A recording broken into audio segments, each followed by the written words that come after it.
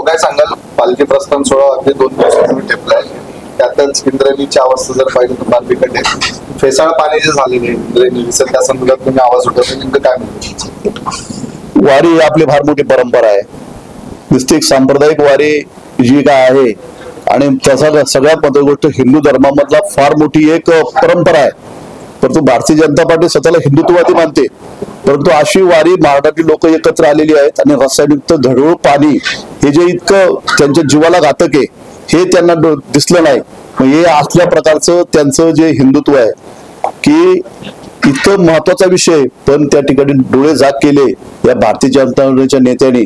आणि नदी सुधार आणि या नदी ज्या योजना आहेत त्या केवळ पैसे खाण्यासाठी केल्या, कुठल्याही प्रकारचा अंकुश प्रशासनाचा नाही.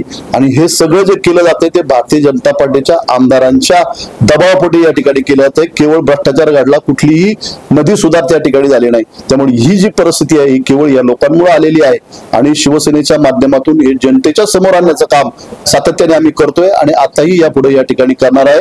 आणि फार मोठी एक कुचंबणा आहे की ही आपली वारी ही स्वाभिमानाची आणि अध्यात्माची वारी आहे. आणि या परिस्थितीमध्ये आळंदीमध्ये आज सगळा महाराष्ट्र एकत्रित येतोय आणि देहूमध्ये या ठिकाणी एकत्रित येतोय.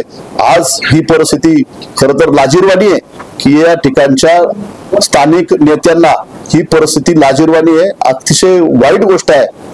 आणि याची खऱ्या अर्थाने या आळंदीचीच नव्हे तर पिंपरी महानगरपालिकेची सुद्धा फार मोठी बदनामी राज्यामध्ये या ठिकाणी भारतीय जनता पार्टीच्या लोकांनी केलेली आहे. नेमकं तुमचं रोष कोणाकडे? जसं तुम्ही म्हणताय की अनेकदा या संदर्भात निधी मिळाला नदी सुधार प्रकल्पाला, जे तुम्ही आता दुसरीच्या आमदारांवर देखील आरोप केले की जे त्यांचं जे रिव्हर सायक्लोटॉन इंद्रायणीसाठी पालिकेच्या पैशातून स्वतःच नाव करण्याचा प्रयत्न आहे. गेले 10 वर्षापासून या शहरामध्ये ज्या काही योजना, ज्या काही लोकांना दिशाभूल करण्याच्या योजना त्या ठिकाणी जे काही इव्हेंट राबवले जातात, हा सगळा महानगरपालिकेचा प्रश्न आहे, पैसा आहे. आणि ह्याच्यामध्ये भारतीय जनता पार्टीचे 2 आमदार त्या ठिकाणचे पूर्वीचे जे काही त्यांच्यामध्ये जे होते जुने जे काही नेते असतील या सगळ्या मिळून हा सगळ्या लोकांनी गाठ घातलेला आहे.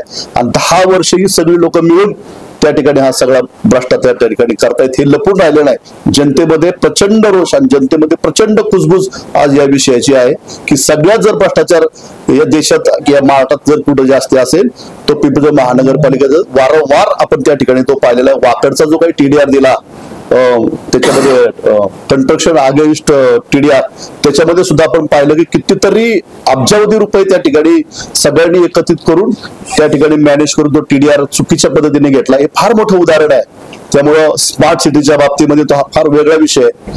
कचरा डेपोच्या बाबतीमध्ये वेस्ट रेव्हेन्यू असू द्या, त्यांची जी काही रिसायकलिंग BVGचं, हे सगळी प्रकरणं जी आहेत ते अगदी प्रचंड प्रकारचा भ्रष्टाचार निवेदन दिले. सध्या प्रशासकीय पालिका काय भूमिका आहे तुमची? कारण नदीचं जे पाहतो आपण स्थिती आताची फार बिकट आहे. काय सर्वात महत्वाची गोष्ट की हे तत्काळ आता ठीक झालं पाहिजे, कारण महाराष्ट्रातून लोक या ठिकाणी येत आहेत. राजकारण होईल, राजकारण केलं जाईल, परंतु आता सध्या तत्काळ या गोष्टीमध्ये सगळी इंद्रायणी स्वच्छ झाली पाहिजे. लोकांची व्यवस्था, बरेच जवळजवळ 70% लोक त्या ठिकाणी इंद्रायणीमध्ये स्नान करत असतात.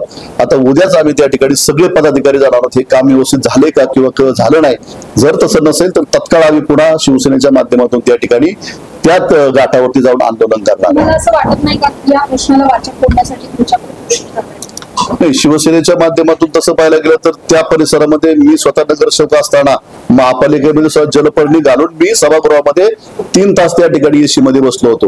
याची जाण शिवसेनेला पुरेपूर आहे. वारंवार त्या ठिकाणी आम्ही याच्या बाबतीत सुद्धा जनजागृती केलेली आहे.